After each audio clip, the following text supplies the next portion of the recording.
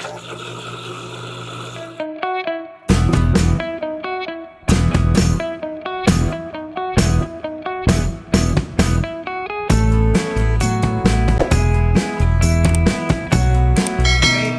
tayo.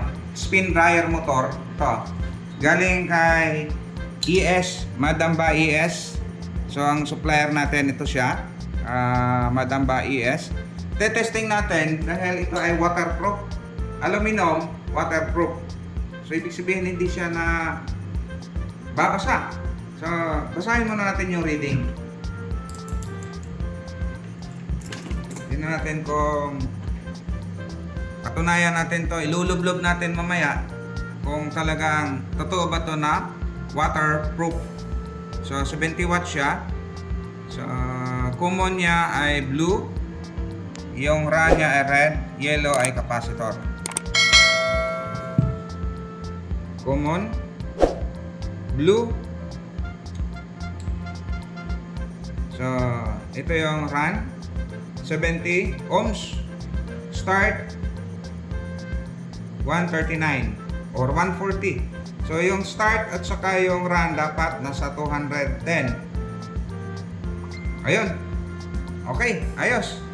So testing natin. Try natin na ano yung capacitor. Sa labas?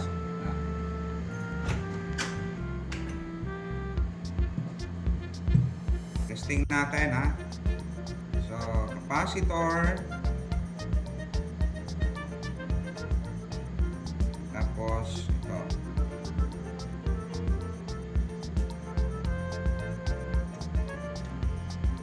Common blue. Then, capacitor.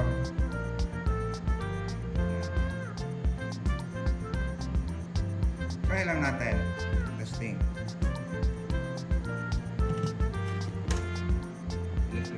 Post mo na.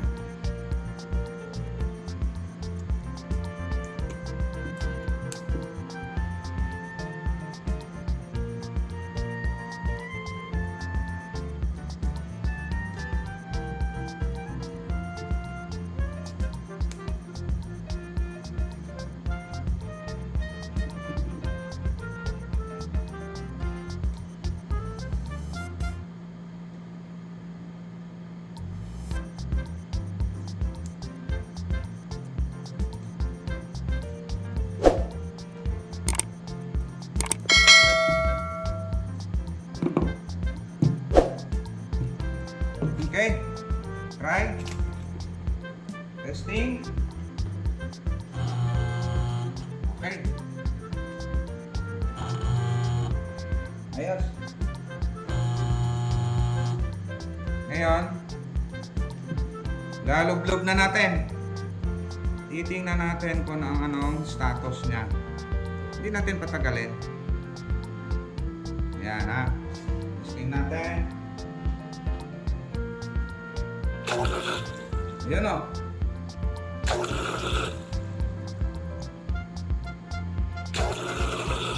Lakas o. Parang ano na to siya. Water pump. Nasa loob. So, mandar pa rin siya.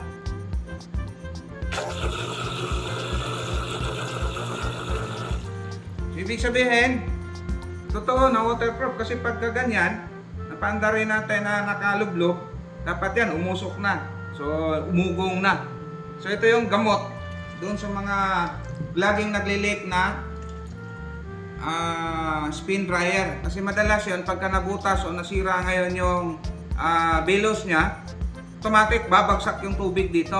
Kaya pagka ganito na laging nabasa, ayun, ito na siya. Kahit nag-swimming, gumagana pa rin. Okay, so, kung gusto nyo nito, gusto nyo bumili, pwede nyo kontakin ako.